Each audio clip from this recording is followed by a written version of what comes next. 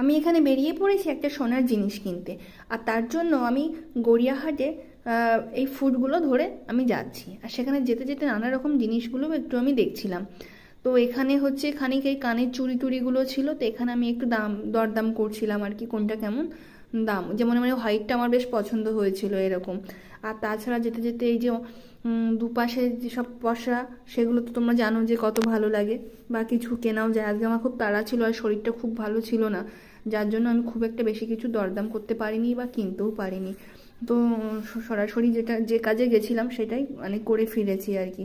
তো আমি চলে গিয়েছিলাম অঞ্জলি জুয়েলার্সে, গোল পার্কের শোরুমটাতে।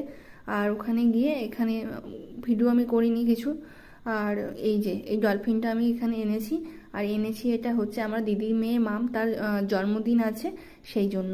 আর ওই কানেরটার সাথে আমি কিন্তু এটা গিফট ওখান থেকে পেয়েছি, জয় জগন্নাথ ছবি আর কি।